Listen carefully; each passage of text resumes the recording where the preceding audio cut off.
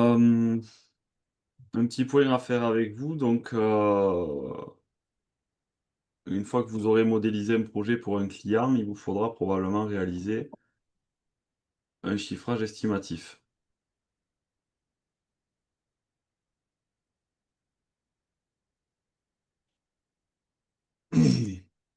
Donc, je vous montre un petit peu comment je fonctionne de mon côté.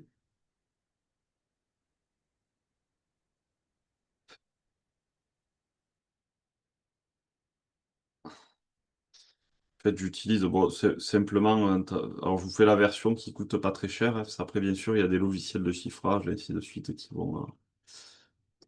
qui vont aller assez bien pour faire ça. Il y a tout un tas de suites, Batiprint, ainsi de suite, et qui permettent de réaliser des chiffrages. Moi, là, je vous présente à travers un tableau Excel assez simple, dans lequel vous listez lot par lot. Vous voyez, par exemple, là, j'ai un lot conception, dans lequel je vais avoir les différentes études. Les frais, par exemple, liés à votre prestation, à la réalisation d'un permis de construire, aux équipements de sécurité, les raccordements électriques si on en a sur des projets neufs. Voilà, je vais vraiment lister tous les postes relatifs à mon projet. Je vais même en mettre plus, puisque ça c'est une trame vierge, et ça va me permettre de ne rien oublier au moment de faire mes chiffrages.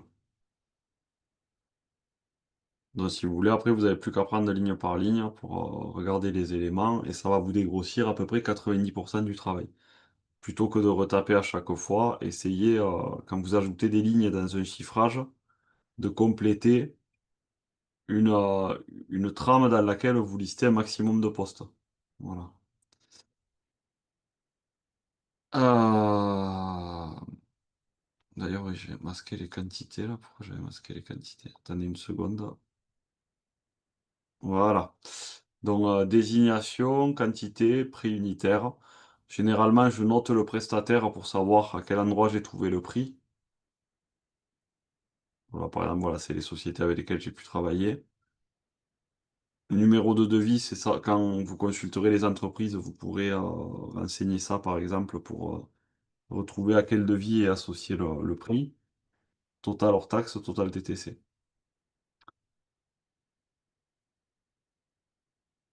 Donc ce tableau, voilà, je l'ai fait, je vous disais, là j'ai le terrassement, la maçonnerie. Bon, je vais pas dérouler tous les lots, hein, mais ossature bois, etc. Couverture, bardage, tout ce qu'il faut pour construire une maison neuve. Puisque je vous disais, je fais principalement du neuf. Si vous êtes plutôt orienté rénovation extension, créez-vous un tableau qui va pour ça et que vous actualisez régulièrement pour maintenir un peu votre logique et vos prix à jour. Toi, quand tu présentes un devis à un client, tu lui Oui. présentes le détail de chaque poste. Voilà. Pourquoi je fais un devis si détaillé? Déjà, c'est en termes de sérieux, je montre que j'ai poussé mon étude assez loin dans le détail du projet. De deux, je sais que mon chiffrage va être plus précis si je détaille bien les postes plutôt que de faire des forfaits un peu globaux pour des qui va englober par exemple, je sais pas, toiture au mètre carré, comprenant charpente, couverture et zinguerie, quoi. Voilà. Donc je vais effectivement rentrer dans du détail et après ça va permettre au client aussi d'avoir une meilleure compréhension de ce qui compose une maison, de ce que ça coûte et ça lui permettra de faire des choix plus éclairés ensuite pour la réalisation du travaux et du chantier. Ça permettra aussi, si le client souhaite se réserver certains postes, de les isoler assez facilement. Là par exemple, je sais pas, si je prends mon bardage horizontal, je peux dire au client, voilà, c'est tant, et si tu fais toi-même le bardage horizontal, tu récupéreras ça sur ton projet, quoi.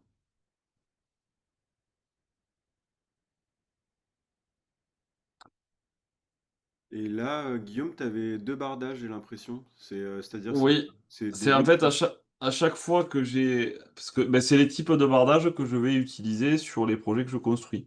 J'ai du bardage horizontal classique, du clay, et j'ai du bardage horizontal à recouvrement. C'est un bardage sur lequel les planches viennent les unes au-dessus des autres, comme ça.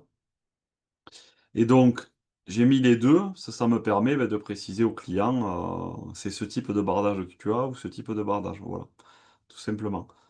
Là, les prix sont les mêmes pour les deux bardages, mais si les prix avaient été différents, ben, du coup, vous voyez, je conserve les lignes avec l'info pour chaque poste.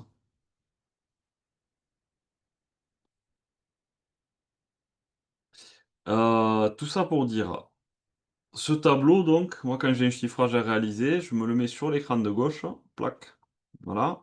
Voilà, vous le voyez plus, mais il est toujours là. Et dans SketchUp, je vais rester ici dans la palette étiquette et dans la fenêtre info sur l'entité. Alors là, je vais masquer le terrain puisqu'il me gêne. Hop, hop, je vais masquer le plan d'implantation. Voilà. Et là, je suis prêt à réaliser le chiffrage de mon projet. Et comme j'ai bien organisé mon modèle, je vais par exemple ici cliquer sur le sous-bassement. Je rentre dedans.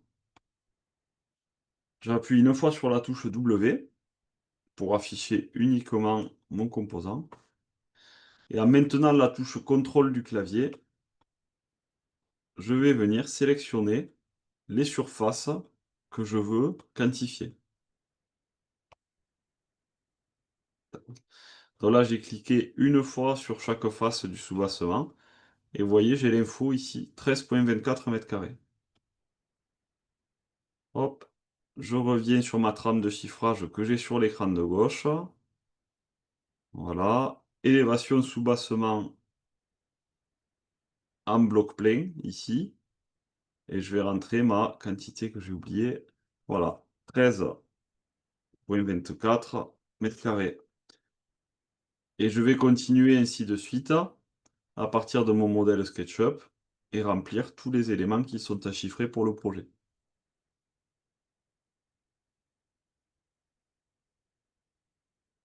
Là, ce que je veux vous montrer, en gros, c'est comment utiliser SketchUp en combinaison d'un tableau de chiffrage pour chiffrer un projet rapidement. On n'a plus à passer par du plan papier, d'accord, pour réaliser un chiffrage.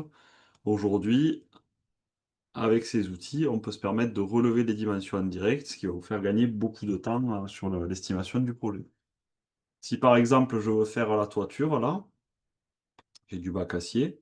Donc je veux connaître les longueurs de rive à prévoir. Déjà, bon, je peux cliquer sur mon bac acier, je récupère la surface, 74,77 m². Et ensuite, je vais cliquer sur une rive ici. Hop, je vais cliquer, je maintiens CTRL, je clique sur l'autre rive là-bas. Et je sais que j'ai 13,24 mètres linéaires de rive. Donc je retourne dans mon tableau, je vais dans mon lot couverture, je vais chercher les rives et je vais saisir la quantité de rives qui sont à prévoir. Ici, on voit que j'ai une gouttière. Alors, je ne vais pas mesurer directement la gouttière parce que ça ne va pas être pratique. Par contre, je vais me mettre dans le bac acier et je vais mesurer, vous voyez, l'arête de l'égout ici. Donc 11,29. Et ainsi de suite. Je peux saisir mes quantités comme ça très rapidement. Et donc réaliser un chiffrage assez vite en fait à partir de mon modèle 3D. Et en totalité, tu as combien de lots? J'en ai 15. Mais c'est dans la construction neuve. Pour les lister rapidement, les lots que j'utilise, donc j'ai un lot 0 qui s'appelle conception d'hiver. Donc conception, c'est tout ce qui va être lié à des bureaux d'études. Divers, ça va être des postes que je ne peux pas placer dans les autres lots. Par exemple, l'installation, raccordement provisoire pour le chantier, l'estimation de la consommation d'eau et d'électricité pendant le chantier. S'il y a de la location, d'échafaudage mutualisé sur plusieurs lots, ça arrive en fait, ça c'est des prorata. Les équipements de protection collective du chantier. Je propose aux clients, j'ai une société qui fait du nettoyage, je propose un forfait pour le nettoyage du chantier en fin de travaux. La taxe d'aménagement, je la mets. Alors, je fais des chiffrages qui sont très exhaustifs à titre personnel, parce que j'aime bien que mon client, il n'ait pas de surprise. Donc, je vais rajouter, vous voyez, ça en théorie, ça ne me concerne pas la taxe d'aménagement, ça ne concerne pas les travaux. Mais je vais quand même la mettre, comme ça le client, il sait qu'à un moment donné, il va devoir payer ça. Donc, il se le prévoit en termes de budget. Je vais mettre voilà, les estimations pour raccordement réseau en domaine public et limite de propriété.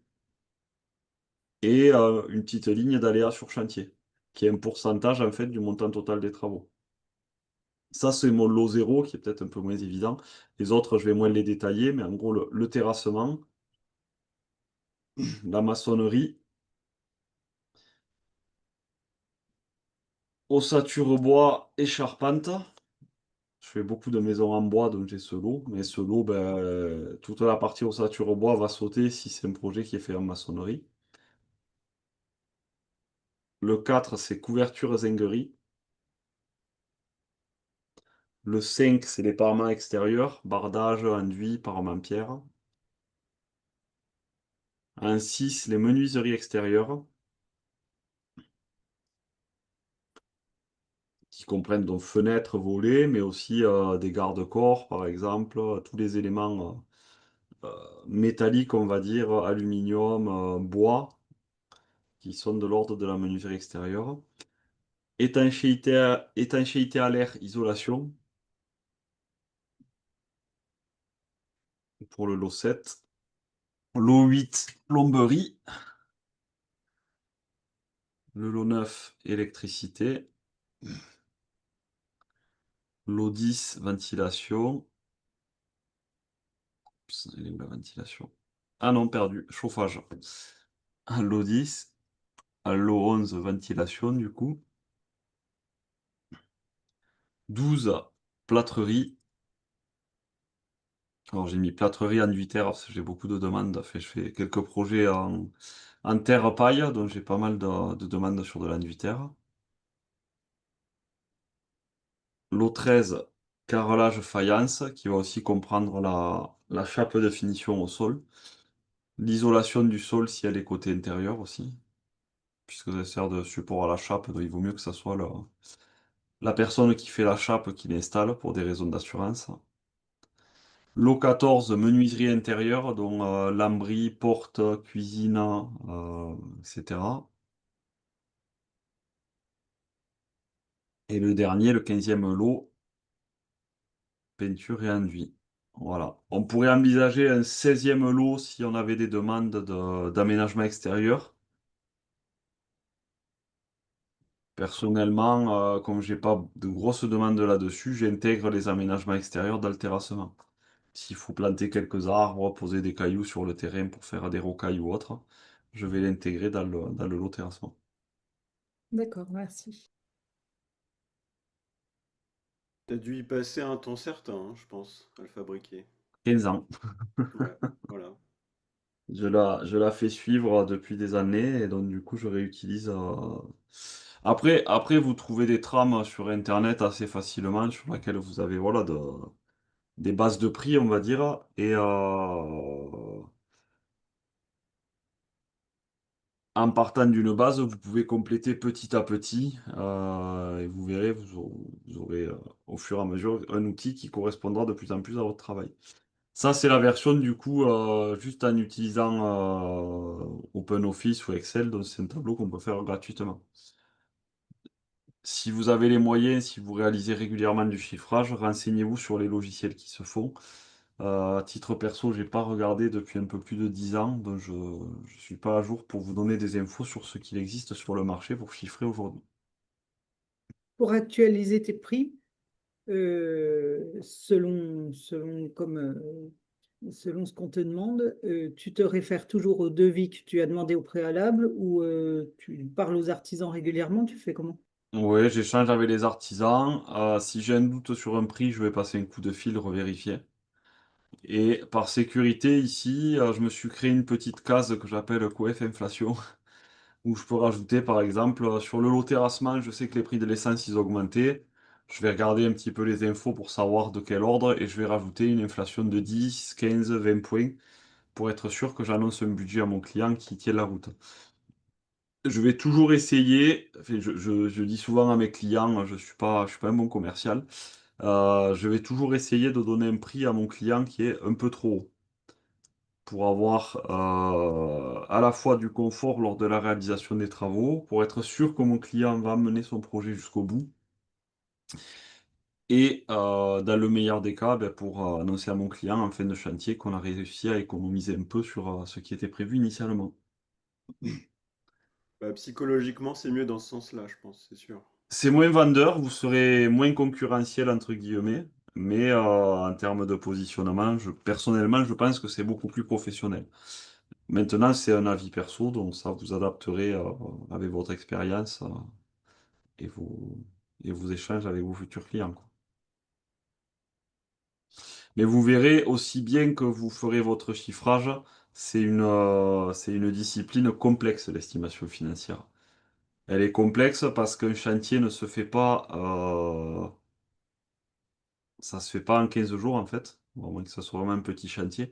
Et des fois, juste entre le temps où vous réalisez votre estimatif financier, le client vous valide le principe, vous réalisez les plans pour les entreprises, vous consultez les entreprises répondent, et les entreprises démarrent les travaux. Des fois, il y a facilement entre 6 mois et un an qui se passent. Et sur cette période, on a de l'inflation et on peut gagner facilement 2, 3, 4 points sur le prix total d'un chantier. Sur un chantier à 100 000 euros, ben, c'est vite entre 3 et 4 000 euros de plus qui n'étaient pas prévus initialement. Donc c'est pour ça que je vous dis, anticipez vraiment vos coûts parce que le contexte actuel fait que les prix bougent quand même assez vite. Les travaux de terrassement sont très impactés par les fluctuations des cours du pétrole.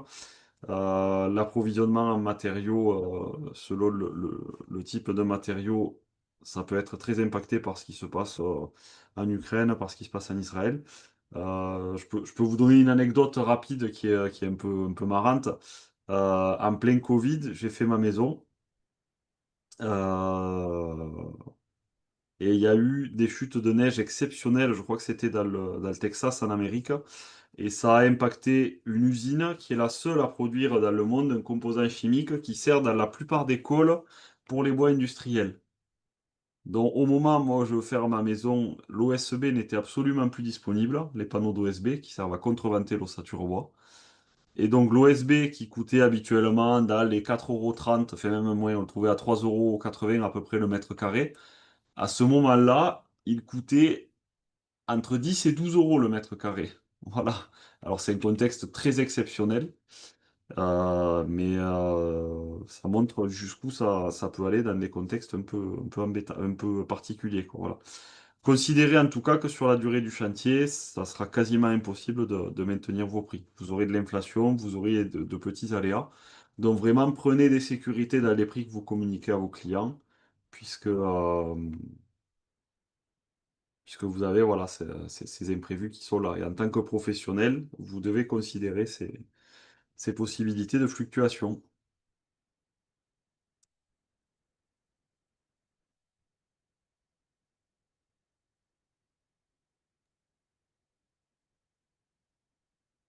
Moi, j'ai juste une petite question. Oui, Euh, Amandine? Est-ce que tu as une idée de la différence entre SketchUp, entre ce que SketchUp te dit au niveau quantité et la réalité chantier? Je sais pas, par exemple, là, tu me montrais tout à l'heure la gouttière, là, sur le dessin, elle fait 11,29 m. Hmm. Est-ce que sur chantier, elle fait 11,29 m, vraiment? Ça, c'est pas ton problème.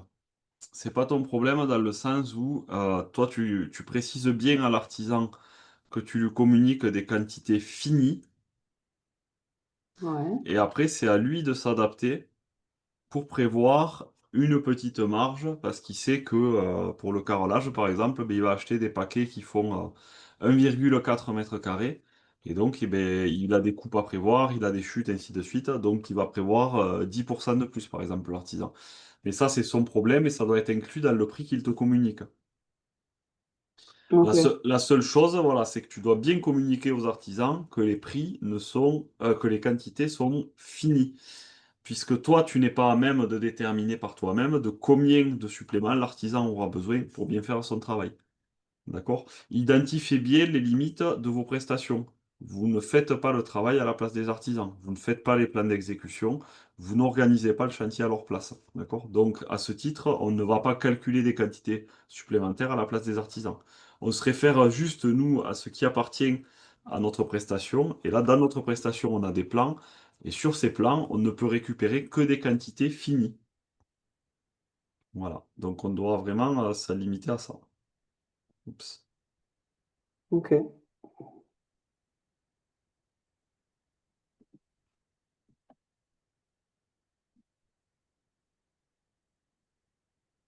Voilà. Qu'est-ce que je pourrais vous dire de plus?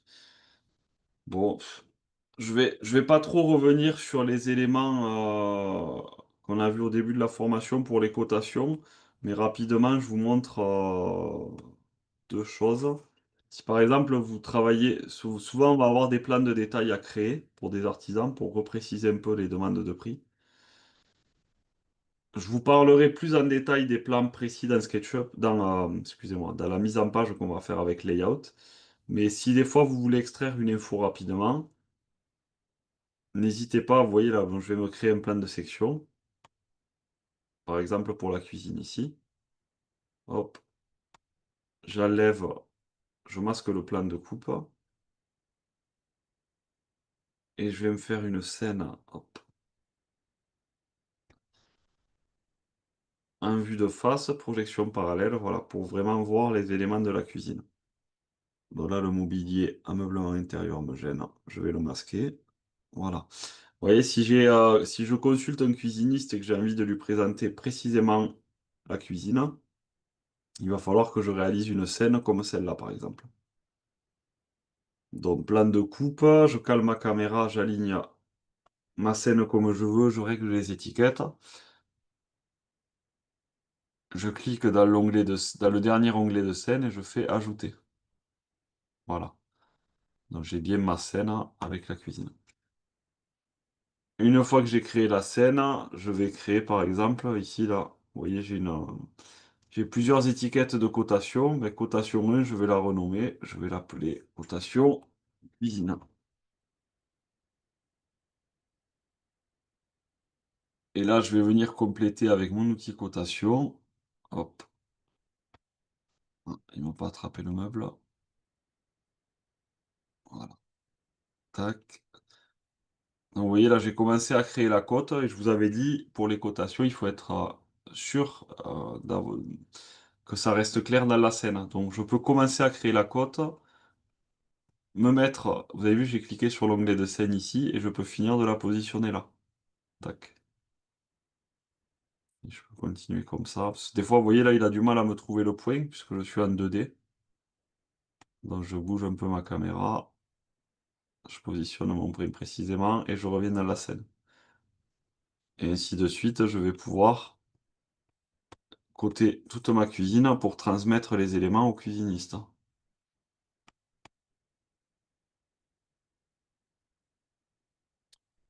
Voilà.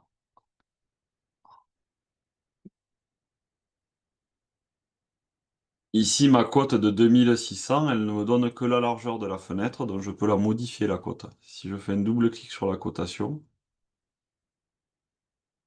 je peux taper manuellement ce que je veux.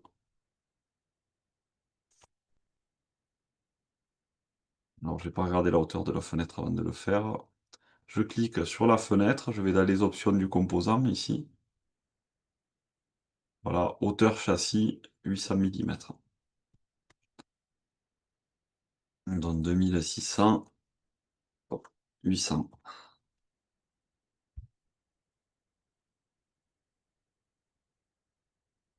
Voilà. Et ainsi de suite, on peut coter toute la cuisine. Je vais vous montrer le plugin que j'utilise pour les cuisines juste après. Juste, vous voyez ici, on voit qu'il n'y a pas d'arête qui définissent les meubles. Donc s'il n'y a pas d'arête, moi je ne peux pas mettre de cotation, ce qui est plutôt embêtant. Donc je vais venir dans la barre des menus en haut ici, affichage, géométrie cachée. Et vous voyez là, je récupère les différentes arêtes.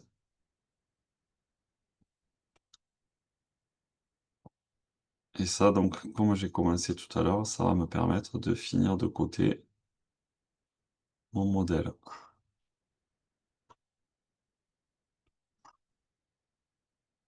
Hop.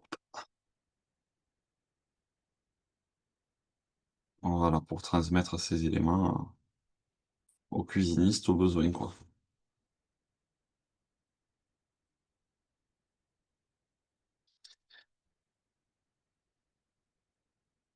De la même manière, je vais vous montrer sur un autre projet.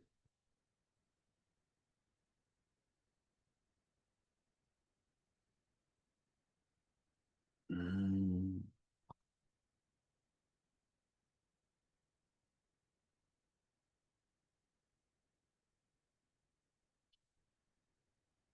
Voilà, quand j'ai des éléments un petit peu spécifiques à créer, vous avez vu ici, c'était pour l'aménagement d'un jardin, j'avais des panneaux d'information à créer. Et vous voyez, j'ai fait directement à partir de SketchUp et des annotations. J'ai pu présenter exactement ce que je voulais pour mon support de panneau d'information. Voilà, pour pouvoir le transmettre à un métallier. Donc ça, pareil, ici j'ai exporté une image, mais c'est une scène. Et cette scène, elle intervient dans un fichier qui est beaucoup plus large, qui comprendra un projet complet. Ce que je fais ici, c'est que je crée une étiquette d'annotation, annotation panneau du coup, avec mon panneau. Et cette étiquette, dans les autres scènes, cette étiquette avec les annotations du panneau, elles sont masquées. Si je vous le montre, le panneau dans l'ensemble, vous voyez, il est là-bas au fond. Touc. Et vous voyez, il intervient dans un projet qui est beaucoup plus grand. Et dans lequel ben, je vais avoir beaucoup d'éléments différents qui ont été présentés. Vous voyez, par exemple, ici, j'ai des rambardes qu'il a fallu détailler pour un métallier. Il y a des bancs qui ont été faits sur mesure en granit avec un platelage en chaîne. Tous ces éléments, en fait, j'ai pu les détailler dans un seul et même fichier. Et je peux produire comme ça, très simplement, des plans pour les personnes qui veulent les fabriquer. Je vous le présente de cette manière parce que vous verrez ensuite quand on va basculer sur Layout. Layout, il est plus orienté plan en 2D et la 2D n'est pas forcément toujours adaptée pour communiquer précisément ce qu'on veut réaliser. Est-ce que je les ai là?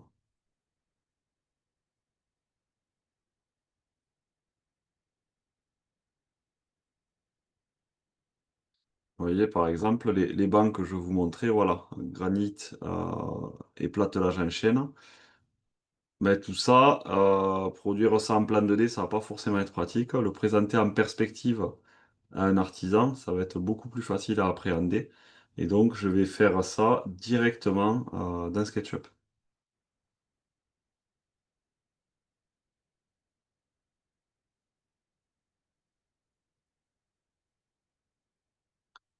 Hop. Voilà, c'était un peu pour finir la partie chiffrage et modélisation en direct dans le dessin, avec ajout d'informations.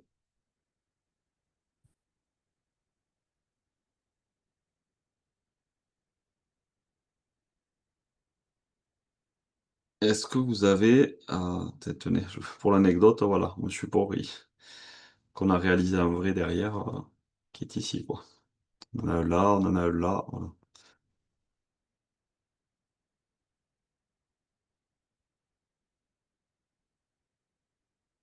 Est-ce que sur cette partie, vous avez des questions? Écoute, non, pour ma part, il y a du boulot, hein, dis donc. Ah, vous avez de bonnes bases là, et maintenant, c'est à vous de prendre en main petit à petit.